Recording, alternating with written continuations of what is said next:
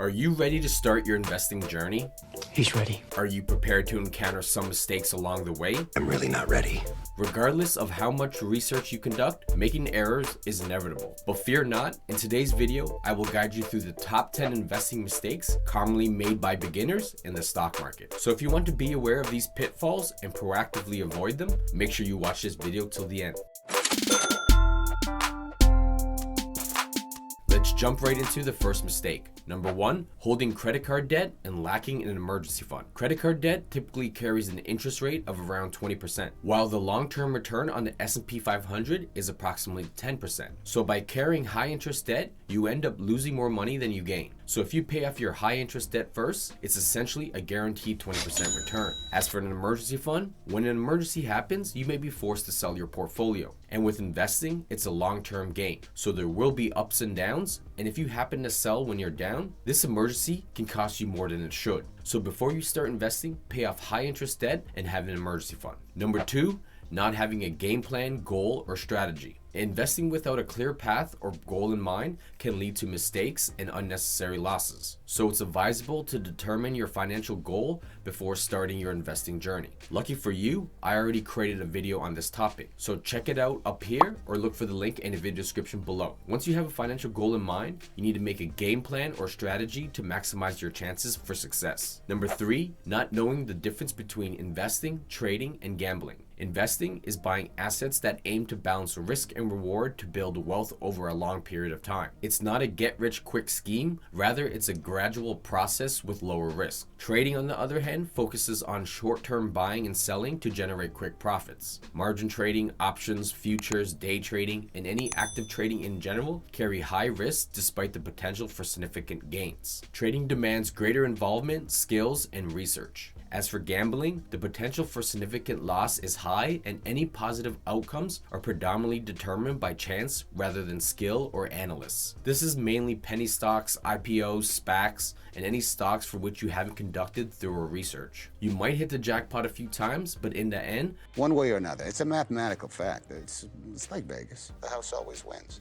Number 4, not using registered accounts. In Canada, 50% of capital gains is taxable, meaning if you bought some stocks worth $1,000 and it grew to $2,000, if you sold it, you would have a $1,000 capital gain. So 500 of that would be taxed at your marginal tax rate. But if you use a TFSA, you could be sheltered from this tax bill, as assets held in a TFSA grow tax-free. Now, if you made $100,000 in income, you'd be taxed on this full amount. If you use an RRSP and contribute $15,000, you would only be taxed on $75,000. This is because the RRSP is a tax deferral account. You do eventually need to pay taxes on RRSPs when you withdraw, but the key is to withdraw in retirement when your tax bracket is much lower. Other registered accounts include the RESP for your children's education, the FHSA for buying your first home, and a bunch of retirement accounts for those who are already in retirement. Number 5, choosing the wrong brokerage or investment product. There's many ways to go about investing. There's using a financial advisor, robo-advisors, and self-directed investing. Although using a financial advisor is often the easiest route, it often incurs higher costs, with your money typically being invested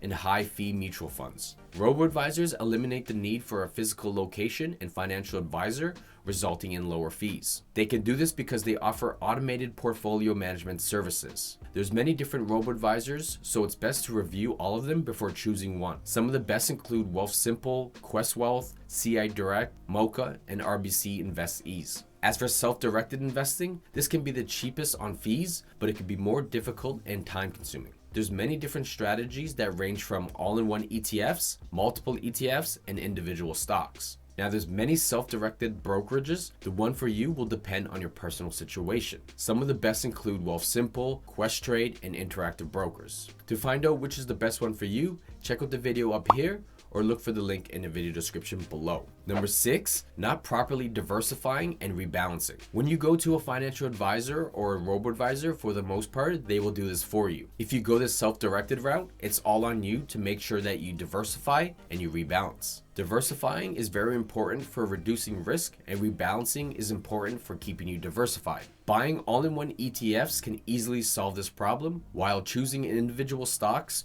will require more knowledge and time to maintain a properly diversified portfolio. Number 7, not doing your own research. As mentioned earlier, if you buy an individual stock without any research, you're essentially gambling. Whenever you buy a stock or ETF, research must be done to understand its value. You must also continue to do research while you're holding to know if you should continue to hold, buy more, or sell. And to understand everyone's financial goals are different, so blindly copying someone else's portfolio is not advisable. Number 8, not taking advantage of RRSP matching. Depending on your employer, they may offer RRSP matching as part of their benefits package. If you agree to have a portion of your paycheck automatically transferred to a group retirement plan, your employer may also contribute to your plan to a certain extent, often on a dollar-for-dollar basis up to a specific percent of your salary. So essentially, it's free money from your employer, or you can look at it as a guaranteed return. For instance, if you contribute $5,000 and your employer contributes $5,000, you enjoy a 100% return. It's gonna be hard to beat that one.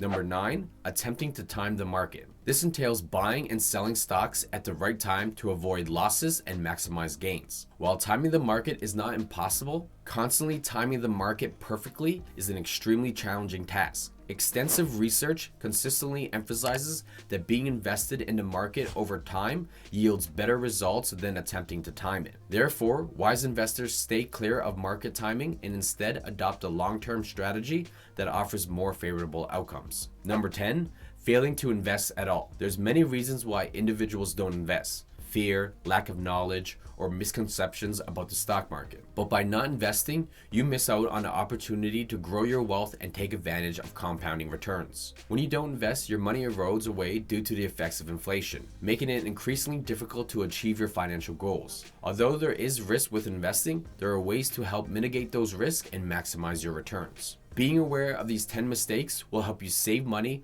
prevent unnecessary losses, and ultimately increase your returns. If you need help choosing the right broker or setting financial goals, be sure to check out one of the videos on the right of the screen. Thanks for watching. Until next time, keep making money moves. Peace!